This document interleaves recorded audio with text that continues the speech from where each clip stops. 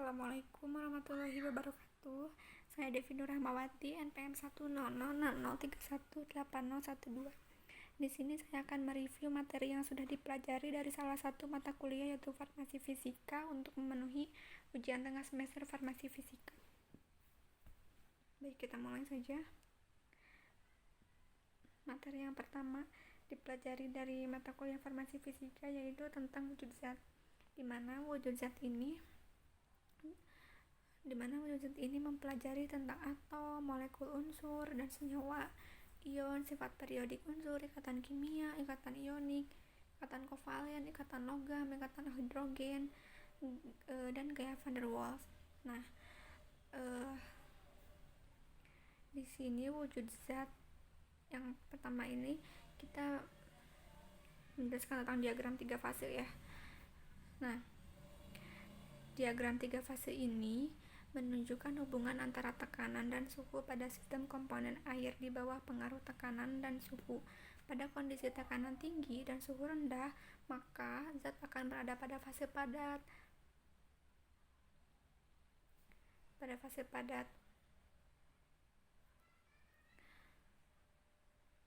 Pada kondisi tekanan rendah dan suhu tinggi, maka zat berada pada fase gas. Sedangkan pada kondisi tekanan tinggi dan suhu tinggi, zat akan berada pada kondisi cair. Nah, pada diagram ini ada garis yang membatasi antara dua fase. Jadi, jika zat berada pada garis pembatas antara dua fase, maka zat berada dalam fase equilibrium atau kesetimbangan. Nah, di mana kesetimbangan itu harus memenuhi 3 syarat ya. Nah, diagram ini juga terdapat 2 titik yang penting, yaitu titik triple dan juga titik kritik ya, dimana triple point itu adalah titik dimana fase padat, cair, dan gas hadir bersamaan dalam kesetimbangan yang dinamik. Sedangkan kalau titik kritik itu suhu dan tekanan tertinggi, dimana suatu zat masih dapat mempertahankan kesetimbangan antara fase gas dan cairannya ya. Nah, jadi di atas titik ini materi berubah wujud menjadi suatu yang bukan gas dan bukan pula zat cair. Jadi secara termodinamika materi ini disebut gas yang dimampatkan. Kenapa? Karena terdiri hanya atas satu fase dan memenuhi seluruh ruang penyimpanannya. Nah, gas yang dimampatkannya itu disebut dengan fluida superkritik ya. Nah, kita lanjutkan. Nah, di sini partikel dasar penyusun materi itu terdiri dari atom, molekul, dan juga ion ya. Nah, molekul itu ada molekul unsur, dan juga ada molekul senyawa. Nah, kita jelaskan dulu tentang atom. Atom itu adalah unit terkecil dari suatu materi yang tersusun atas neutron netral, proton yang bermuatan positif, dan elektron bermuatan negatif. Nah, sedangkan kalau molekul itu adalah penggabungan atom-atom unsur yang terdiri 2 atau lebih atom unsur. Nah, kalau molekul unsur adalah gabungan atom unsur yang sejenis seperti oksigen, hidrogen, nitrogen, klorin, bromin, fluorin, iodin, sulfur, dan lain sebagainya. Nah, sedangkan kalau molekul senyawa itu gabungan atom unsur yang berbeda jenisnya seperti air, ozon, dan lain sebagainya. Nah, sedangkan kalau unsur adalah sekelompok atom yang jumlah proton pada intinya sama dan tidak bisa dibagi lagi menjadi bagian yang lebih kecil.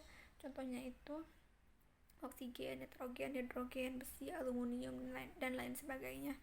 Nah, kalau senyawa itu zat tunggal yang terdiri dari beberapa unsur yang kait-mengait, dibentuk dari minimal 2 unsur yang berbeda, dan sifat unsur yang terbentuk tidak dapat ditemukan pada senyawa yang menjadi suatu zat baru seperti air. Nah, sedangkan kalau ion itu bentuk aktif dari suatu unsur dan bersifat sebagai donor atau akseptor, dan atom yang bermuatan listrik ion positif dan ion negatif. Baik, kita lanjutkan. Nah, di sini ada sifat periodik unsur. Sifat periodik unsur ini terbagi menjadi 4. Ada jari-jari atom. Nah, jari-jari atom ini adalah jarak inti atom dengan elektron pada kulit terluar. Jadi dalam satu periode itu jari-jari atom dari kiri ke kanan, maka jari-jari makin kecil. Kenapa? Karena dalam satu periode jumlah kulit itu sama, tetapi muatan inti bertambah banyak sehingga daya tarik inti dengan elektron semakin kuat. Nah, selanjutnya ada afinitas elektron. Afinitas elektron itu besarnya energi yang dihasilkan atau dilepaskan apabila atom unsur dalam fase gerak menarik elektron. Jadi dalam suatu periode dari kiri ke kanan afinitas elektron makin besar.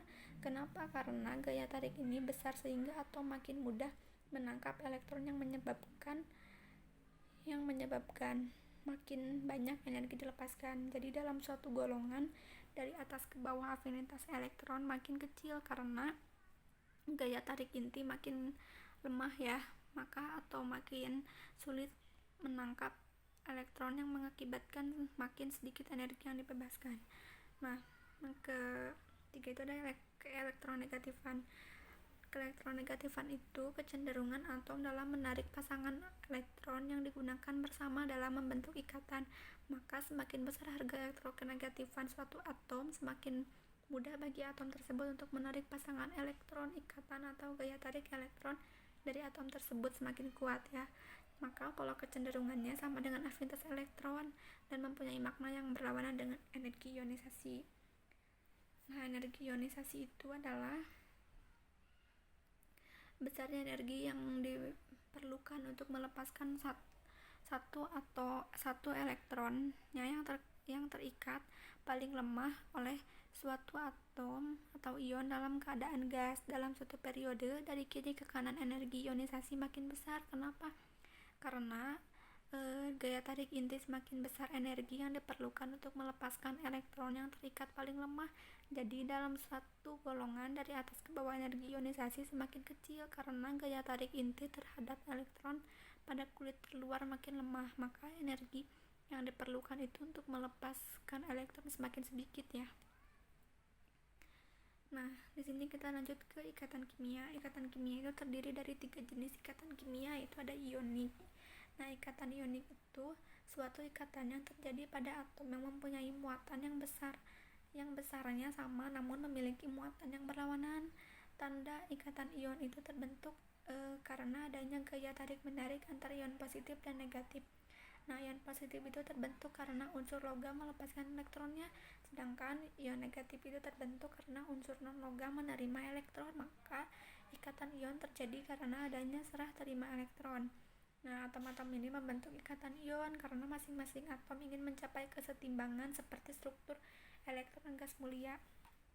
Yang kedua itu ada ikatan kovalen. Ikatan kovalen ini adalah ikatan yang terjadi karena pemakaian pasangan elektron secara bersama oleh dua atom yang berikatan.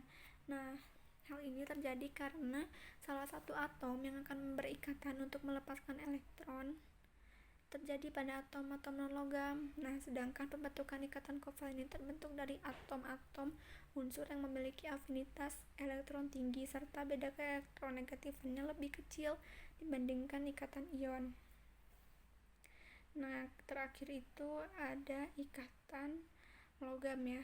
Ikatan logam itu ikatan yang terbentuk akibat adanya gaya tarik menarik yang terjadi antara ion-ion positif dengan elektron pada kulit terluar. Dari sebuah atom unsur logam, elektron pada kulit terluar dari atom logam memiliki ikatan yang lemah dengan inti atomnya. Hal ini membuat atom-atom logam cenderung melepaskan elektron pada kulit terluarnya dan berubah menjadi ion positif.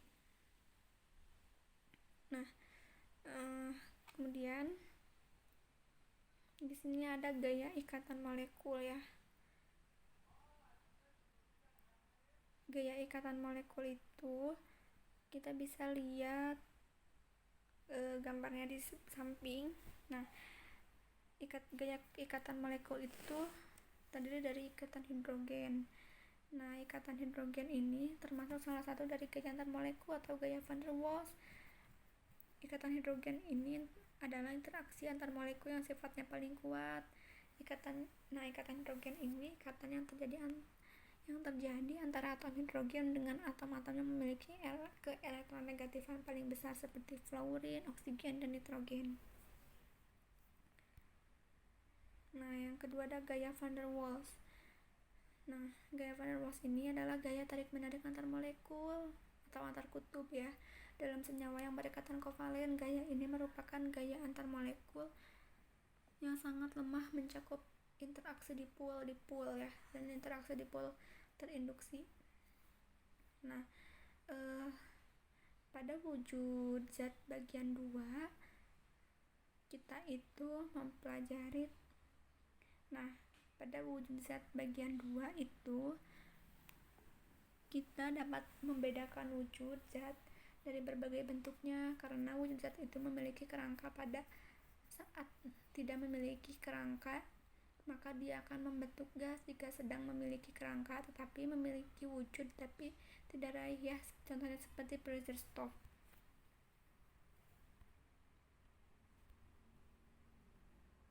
Nah, kita lanjutkan ke materi selanjutnya itu tentang larutan dan kelarutan. Nah, di mana larutan ini adalah campuran homogen yang terdiri dari dua jenis molekul tercampur. Nah, larutan itu tidak dapat dipisahkan ya dengan diendapkan dan perbedaan zat penyusunnya tidak kasat mata. Contohnya itu seperti larutan gula atau garam di dalam air. Nah, kelarutan itu diartikan sebagai konsentrasi bahan terlarut dalam suatu larutan jenuh pada suatu suhu tertentu. Nah, maka dari itu dalam larutan itu kan dikenal istilah sebagai solut ya. Nah, di mana solut itu adalah senyawa yang berada dalam jumlah yang lebih kecil, sedangkan kalau solvent itu senyawa yang berada dalam jumlah yang lebih besar atau banyak ya. Nah, kita lanjutkan kelarutan. Kelarutan diartikan sebagai konsentrasi bahan terlarut dalam suatu larutan jenuh pada suatu suhu tertentu ya. Nah, di sini ada jenis larutan dan jenis pelarut. Jenis larutan itu ada larutan jenuh, larutan tidak jenuh, dan larutan lewat jenuh.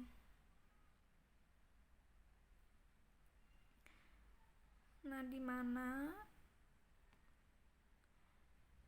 larutan jenuh itu larutan yang mengandung zat terlarut dalam jumlah yang diperlukan untuk adanya kesetimbangan antara zat terlarut yang larut dan yang tidak larut. Nah, sedangkan kalau larutan yang tak jenuh itu larutan yang lebih encer dari larutan jenuh. Sedangkan kalau larutan lewat jenuh itu larutan yang lebih pekat ya dari larutan jenuh. Biasanya dibuat dengan jalan melarutkan larutan jenuh pada temperatur yang tinggi dengan jumlah yang larut zat terlarut yang lebih banyak.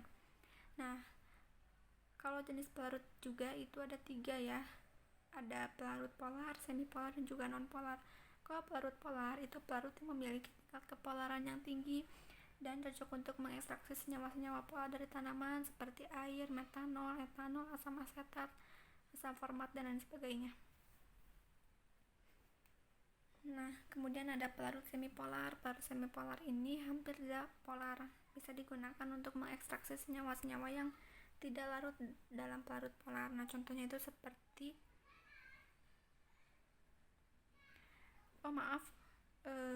kalau semipolar itu pelarut yang memiliki kepolaran yang rendah dari pelarut polar tapi lebih tinggi ya dibanding pelarut non-polar. Biasanya digunakan untuk melarutkan senyawa semipolar dari tanaman. Contohnya itu seperti aseton, etil asetat, kloroform, dan lain sebagainya. Nah, kalau pelarut non-polar itu pelarut yang hampir tidak polar, biasanya yang untuk mengekstraksi senyawa-senyawa yang tidak larut dalam pelarut polar seperti heksan, eter, benzen, toluen, dan lain sebagainya. Nah, kita masuk ke masih di kelarutan. Nah, kelarutan itu mempelajari tentang kelarutan secara partikulat di mana fraksi atau bentuk terionisasi, sedangkan kelarutan secara molekular itu di mana fraksi atau bentuk tidak terionisasi. Nah, di sini mempelajari kelarutan dalam cairan yang dipengaruhi oleh kelarutan padatan dalam cairan itu dipengaruhi oleh temperatur, penambahan zat terlarut lain, ukuran partikel dan molekul, polimerisme, polaritas pelarut dan konstanta dielektrik larut, dan juga pH.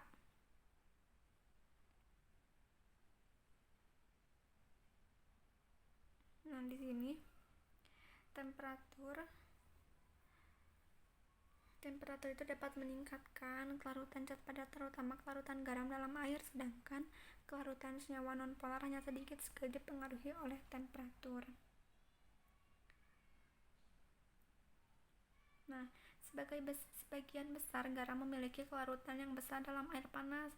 Beberapa garam memiliki panas pelarutan negatif dan kelarutannya akan menurun dengan meningkatnya temperatur. Nah, yang kedua itu penambahan zat larut lainnya seperti ion sejenis. Nah, apabila elektrolit sukar larut dilarutkan untuk membentuk larutan jenuh, kelarutan digambarkan sebagai KSP. Kelarutan menurun dengan adanya ion sejenis, meningkat dengan penambahan ion tidak sejenis. Nah, seperti penambahan terus di sini penambahan surfaktan. Surfaktan itu molekul amfifilik yang tersusun dari bagian polar dan bagian nonpolar. Bagian kepala dapat berupa anionik, kationik, zwitterion, dan nonionik. Bagian ekor merupakan senyawa hidrokarbon rantai panjangnya.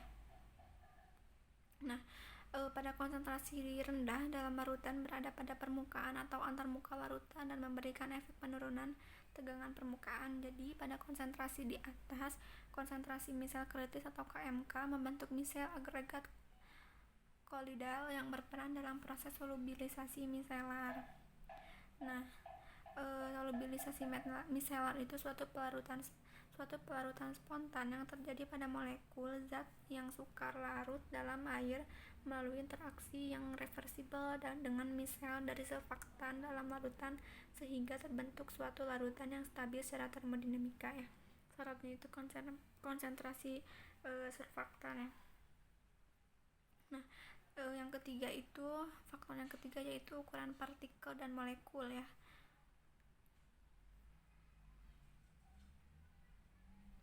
Nah, pengaruh ukuran partikel itu dapat mempengaruhi kelarutan. Kenapa? Karena semakin kecil partikel, maka rasio antar luas permukaan dalam volume meningkat.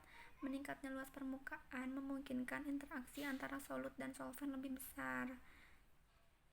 Nah, kemudian kalau pengaruh ukuran molekul itu semakin besar ukuran molekul, maka semakin berkurang kelarutan suatu senyawa. Semakin besar ukuran molekul zat terlarut, semakin sulit molekul pelarut mengelilinginya untuk memungkinkan terjadinya proses pelarutan. Nah, dalam hal senyawa organik, percabangan ya akan meningkatkan kelarutan karena semakin banyak percabangan akan memperkecil ukuran molekul sehingga mempermudah proses pelarutan oleh molekul pelarut. Yang keempat itu ada Nah, yang keempat itu pengaruh polimorfisme. Polimorfisme adalah kapasitas suatu senyawa untuk terkristalisasi menjadi lebih dari satu jenis bentuk kristal. Perubahan dari suatu bentuk kristal ke bentuk yang lainnya adalah reversibel. Proses ini disebut enantiotropik. Nah, bentuk polimer dapat mempengaruhi warna, kekerasan, kelarutan, titik leleh, dan sifat lain senyawanya. Karena titik leleh merupakan salah satu faktor yang mempengaruhi kelarutan, maka polimorf akan memiliki kelarutan yang berbeda. Nah, kemudian yang kelima itu polaritas pelarut dan konstanta dielektrik pelarut ya.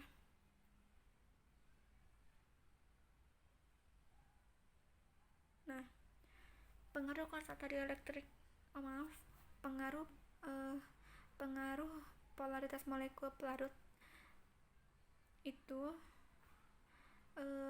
dapat mempengaruhi kelarutannya. Umumnya molekul zat terlarut polar akan terlarut pada pelarut polar, dan juga molekul zat terlarut nonpolar akan terlarut dalam pelarut nonpolar. Nah, sedangkan pengaruh konstanta dielektrik itu senyawa hidrofobik meningkat kelarutannya dalam air dengan adanya perubahan konstanta dielektrik pelarut yang dapat dilakukan dengan penambahan pelarut lain yaitu kosolven ya.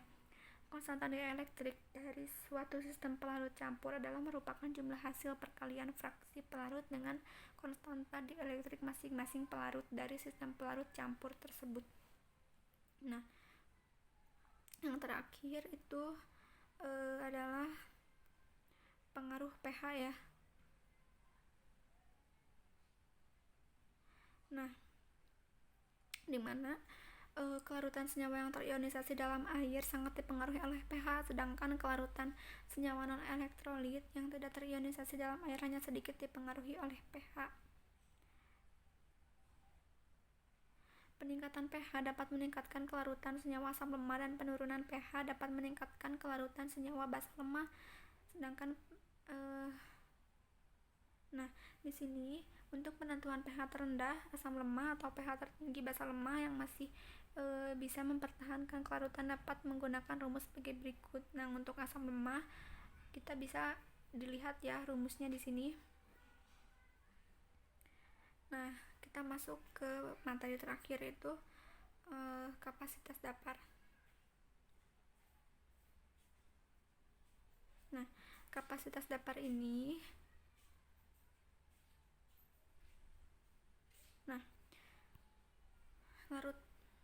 kapasitas dapar ini kita mengenal dulu dapar ya. Dapar itu adalah senyawa atau campuran senyawa yang dapat meniadakan perubahan pH terhadap penambahan sedikit asam atau basa larutan. Larutan dapar itu merupakan kombinasi asam lemah dengan basa konjugasinya atau basa lemah dengan asam konjugasinya. Persamaan larutan dapar untuk asam lemah itu kita bisa lihat di slide-nya ya. pH sama dengan pKa tambah log garam per asam. Itu untuk asam lemah, sedangkan kalau untuk basa lemah POH sama dengan PKB tambah log garam per asam. Sedangkan kapasitas dapar adalah penambahan perubahan pH oleh dapar atau perbandingan penambahan basa kuat, asam kuat dengan perubahan pH yang terjadi akibat penambahan basa. Kita rumus untuk mencari kapasitas dapar itu kita bisa lihat di slide. Pengaruh pola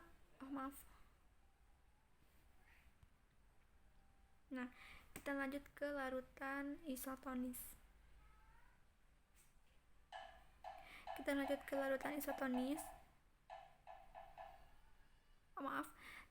Ketinggalan. Kapasitas dapar itu adalah parameter kuantitatif yang menunjukkan kekuatan resistensi ya untuk mempertahankan pH-nya.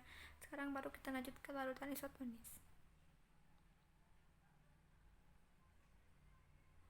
Larutan isotonis adalah larutan yang mempunyai tekanan osmosa sama dengan jaringan yang bersangkutan, yaitu setara dengan larutan NaCl 0,9%. Efek hipotonis adalah sel tubuh atau eritrosit mengembangkan kemudian pecah. Efek hipotonisnya yaitu sel akan kehilangan air dan menciut. Biasanya metode menghitung tonisitas itu menggunakan metode ekivalensi NaCl. Perhitungan isotonis metode ekivalensi NaCl itu bisa dilihat di slide-nya ya. Ini saya memberikan contoh dengan contoh soalnya buatlah larutan isotonis yang mengandung 0,7% asam borat NaCl. Asam boratnya itu 0,5. NaCl itu adalah jumlah NaCl yang sebanding dengan 1 gram zat metode. Metode ini bisa sangat lazim digunakan untuk mengatur isotonitas lebih dari satu zat dalam larutan. Ya, baik, terima kasih. Mohon maaf apabila banyak kesalahan dari yang saya jelaskan, masih banyak kekurangannya. Mohon maaf. Cukup sekian, terima kasih. Wassalamualaikum warahmatullahi wabarakatuh.